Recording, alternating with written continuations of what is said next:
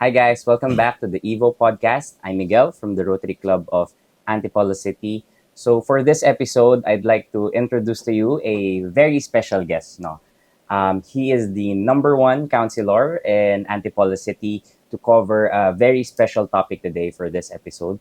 So let me introduce to you Konsi LJ Sumulong.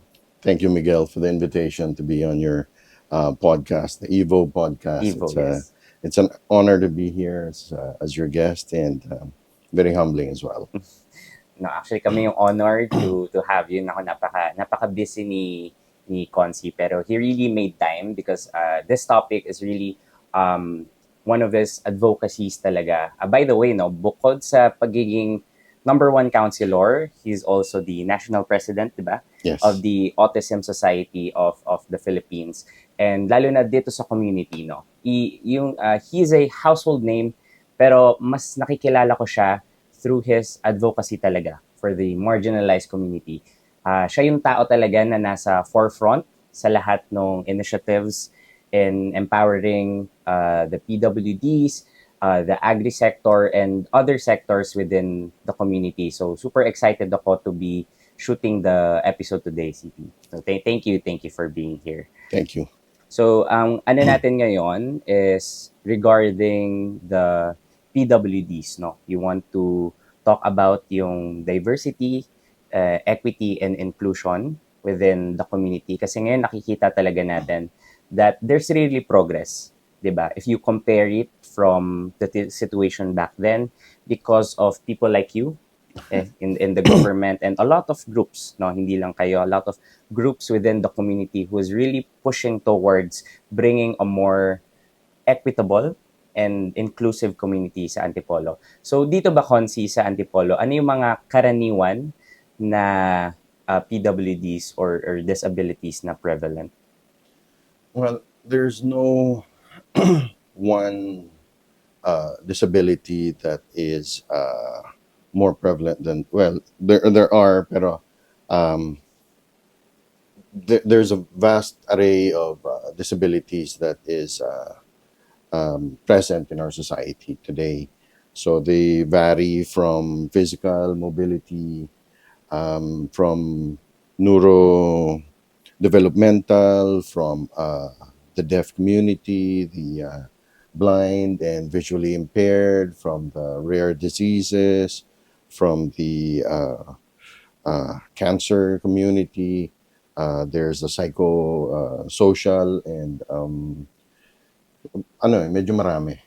So you really can't just generalize and cluster everybody into just one, which is why part of our awareness campaign now is to highlight each and every group so that ma-identify yung specific needs ng bawat group, ng bawat group, so that the city government, which is very responsive, by the way, so that we can identify specifically the particular and unique needs of each group, so that we'll know better how to address these needs and how we can be better able to serve them.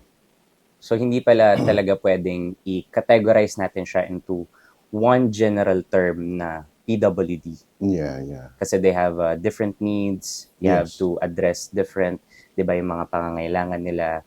Ano yung karaniwan na challenges ba or problems based on your experiences and observation within this community? Well, we've come a long way, and pagka titingnan mo talaga ang Pilipinas, hindi naman tayo nagkukulang sa mga batas that's helping us in empowering the PWD community. Ang medyo kinukulang lang is implementation of the well-intentioned legislation that was done by our congressmen, our senators, our councilors. So doon lang tayo medyo kailangan pa magtrabaho pa. So sa implementation. Pero we have laws already in place that Yes. allow for the protection of these communities. Yes. So sa execution na lang talaga and really pushing towards the proper implementation. Yes. Curious ako, from what I observe, no, you're really passionate about this, no? What started your advocacy in this topic? Well, I'm I'm a father of two young boys from that were diagnosed on the autism spectrum disorder. My eldest is now 22, and his younger brother is now 20 years old. And naturally, it was a journey that from the onset we felt na we were all alone in, and we saw very little support that we can seek from uh, anywhere other than just kami na lang.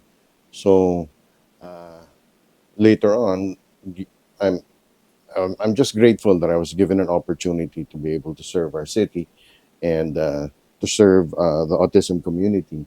Um, so now I'm trying to do my part so that I can help be a voice for not only the autism community but all the groups that are represented sa PWD sector. So, as a father of two children that are on the spectrum, Konsi, may time ba na meron kang eye-opening moment na na-realize mo na parang this is real? Or was there ever a time that you were parang in denial of the situation? We didn't have the luxury of time to be in denial kasi napaka-importante that early on in their lives, you do yung necessary intervention sa kanila. Yung tinatawag nilang early intervention. Napaka-importante yan so that the children can start to have the necessary help so that they can be able to go to school and absorb kung ano yung tinuturo sa kanila. So, I'm very fortunate na yung wife ko napakagaling lalo na dito sa bagay na ito, si Karina. Siya talaga ang Yeah, she's really the driving force behind this, no? So, yeah, we didn't waste any time when we found out their diagnosis, their assessment. We went and dove in right away sa pagpapa-therapy sa mga bata. But there is a shortage of therapists in the country, and may kamahalan. The condition of autism doesn't choose sa mayaman or mahirap. So, kahit na sino yan, ano? So, may dahil nga sa kamahalan yan, not everybody can afford it. And dahil konti lang yung therapist, it's hard to get an appointment, and it's hard to get the number of therapies that are required for your kids. So, isa yan, medyo, ano na yan, warning sign na yan. And then, when my kids were finally in school, we had to jump around several schools kasi not all schools are equipped to handle children with special learning needs. Of course, there are some naman that talagang truly are dedicated to and committed sa pagtutulong sa mga bata na may special needs, pero there are others na nagpaparami lang ng enrollment sa school nila. So wala talaga silang proper na training to handle. Yeah. So some don't invest in facilities or additional staff para tulungan yung mga bata even if you're willing to pay. So doon pa lang we were turned away by many schools. So it's the right of every child to have an education. So dyan hirapan na rin kami. And of course, ang pinaka-pressing na concern ng lahat ng parents and families is that it's inevitable that our kids are going to outlive us. Yeah. And who's going to take care of them with the same love, with the same patience as us?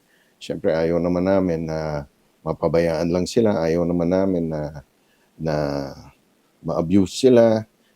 So, yan yung mga concerns ng lahat ng parents. So, it will really move you to act, and you will see a lot of parents right now. They're na kasama namin. They're so dedicated in pushing and advocating for better services for their children. Kasi we all share the same concern. No, we all have the same fears sa nangyayari, and we all have the same aspirations for our children. Kasi given the right opportunities naman, uh, they will be able to contribute something to our society. Temple Grandin, a movie was made about her. She designed a revolutionary system for animal handling.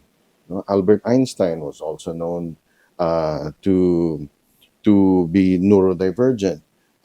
See Greta Thunberg also. No, so these are people that are different. They're diverse. They're not what you would call normal or neurotypical. No, they form part of the diversity, and tingnan mo naman yung contribution nila sa society. So everybody has to be given that equal chance, equal opportunity, so that they can grow, they can develop, para makapag-contribute sila.